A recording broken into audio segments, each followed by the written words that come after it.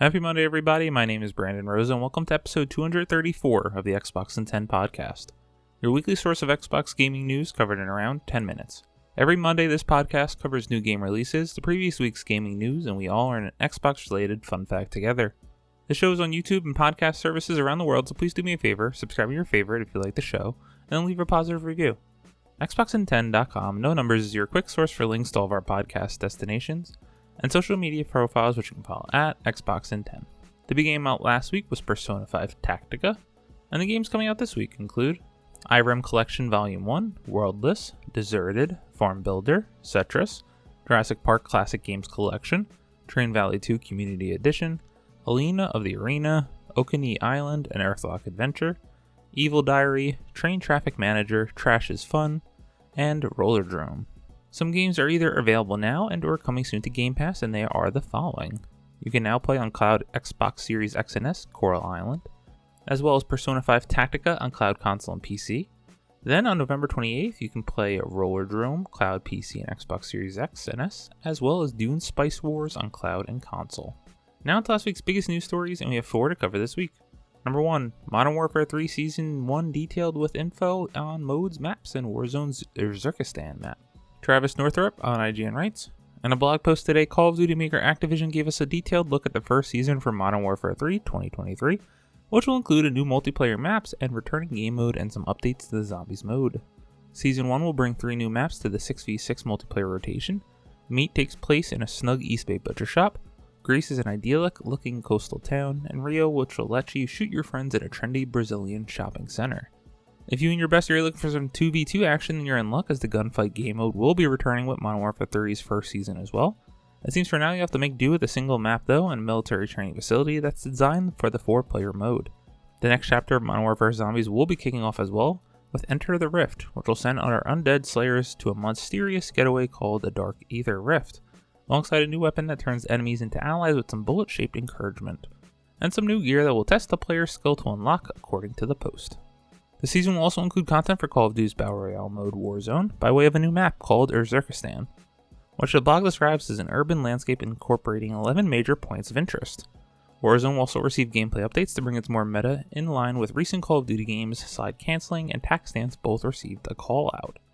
I had to include this in here as the big news story of the week, as this is one of the biggest games out there that everyone is playing, present party included.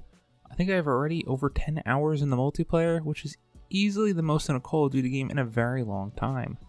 The game itself is more Call of Duty. They really got me on the nostalgia with the Modern Warfare 2 remastered maps, which that was my most played multiplayer game probably of all time. So I get the problems with it, but I am enjoying my time with it, so I'm looking forward to some of these additions in Season 1. Number 2, Suicide Squad Kill the Justice League delay looks to be paying off in new gameplay reveal. Tom West at True Achievements writes, Suicide Squad Kill the Justice League was delayed into 2024 earlier this year, so Rocksteady could get the game to the best quality experience, and after many months of silence, the developer has given us our first look at the game since April. The new Insider video series for Suicide Squad Kill the Justice League will offer us further looks at Rocksteady's action game based on DC's anti-heroes as we creep closer to the game's February 2nd launch date on Series X and S. In this first episode, we're given a tour of the open world Metropolis, some of the game's narrative elements, gameplay mechanics, and more. It also features cameo appearances from Tara Strong, who voices Harley Quinn, Scott Porter, who voices The Flash, and Nuofu Joel Seniwa, who voices King Shark. Rocksteady delayed Suicide Squad Kill the Justice League back in April, citing the team's desire to polish it further. The delay followed a behind-the-scenes look at the game, which was met negatively by the community for its live service elements, despite the team claiming the Battle Royale passes would be purely cosmetic, and that new characters would be added free over time. Last week, Warner Bros. Discovery CEO David Zaslav revealed that the company wants its major franchises to be always on, as it attempts to transform them. By the sounds of it, we should expect to see DC games following a similar live service pattern going forward, for better or for worse. This game just continues to look totally fine. What's going to really need to save this game is a killer story, which is going to make it a critical darling. I mean, seeing how well Gotham Knights performed, I don't think this game is in jeopardy of missing on profits alone. However, almost 8 to 9 years of Rocksteady working on this game, and this is what they came up with, I don't think that's going to be taken well at home. And Rocksteady used to be lauded as one of the top developers in the game. Are we going to feel the same way after this game comes out? I can't wait to see. I am not a day one buy, but maybe if it gets killer reviews, I'll hop on in. Number 3. Baldur's Gate 3 Xbox release on track for December as Larian teases the Game Awards reveal. George Yang and IGN writes, Larian Studios has announced it'll be revealing the release date for Baldur's Gate 3 on Xbox Series X and S at the Game Awards 2023, and that it's still on track for the end of the year. Quote, Xbox players, we hear you're looking for more news on Baldur's Gate 3. The game is on track for a December release, end quote, Larian said in a statement. Quote, we'll see you at the Game Awards for the world premiere of the exact release date, end quote. Baldur's Gate 3 was released for PC and PS5 a few months ago, but the Xbox version still had some issues due to the Series S's inability to perform split screen. While Microsoft's policy is to have gameplay feature parity for the Series X and S versions, Microsoft granted Baldur's Gate 3 a massive exception to launch the Series S without split screen. Only the Series X version will have the ability for split screen. This is one of the biggest news stories of the year for the Xbox community who are really looking forward to this game. I fully expect this game in a few weeks to completely clean up at the Game Awards, winning the big one, Game of the Year. Personally, this is not a game for me, but I respect all the fans out there that want this hardcore RPG for them on the Xbox platforms. And number 4, Nvidia's GeForce Now gets support for PC Game Pass with Xbox account syncing. Tom Warren at The Verge writes, Nvidia is rolling out a new update for GeForce Now that allows members to sync their Xbox accounts to the cloud gaming service. Syncing up an Xbox account will allow GeForce Now members to access any PC Game Pass titles on Nvidia's service, alongside their existing library of game purchased from the Microsoft Store. Nvidia has completed the work needed to make the Microsoft Store work with GeForce Now, following the first Xbox PC games arriving on the service earlier this year. Nvidia also still rolling out the ability to stream first-party Microsoft games, like Deathloop and Grounded, as well as third-party titles like No Man's Sky and Mount & Blade 2 Banner Award through a PC Game Pass subscription in August. Quote, members can now connect their Xbox accounts to GeForce Now to sync the games they own to the GeForce Now library. Quote, says NVIDIA in a blog post today. Quote, syncing an Xbox account will also add any supported titles a member has access to via PC Game Pass, end quote.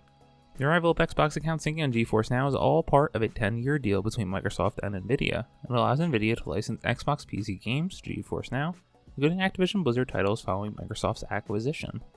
This is a big deal. This is Microsoft really starting to make up for all the deals that they made in the process of acquiring Activision Blizzard to secure the cloud rights, which they still ultimately had to give all of Activision Blizzard cloud rights to Ubisoft.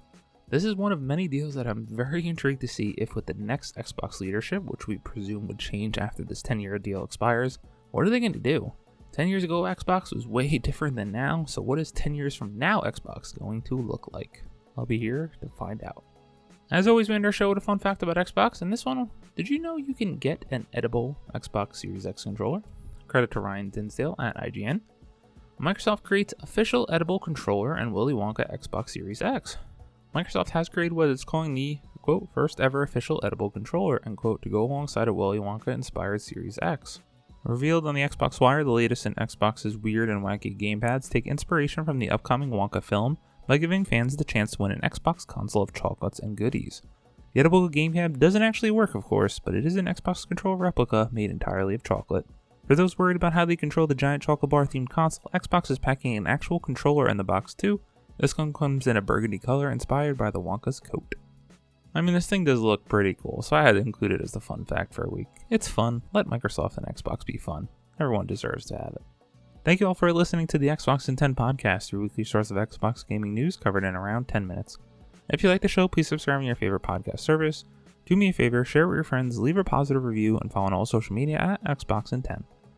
This past week, any game time I've had, I've continued to journey through multiplayer in Call of Duty Modern Warfare 3, as I mentioned earlier, and I am having a great time.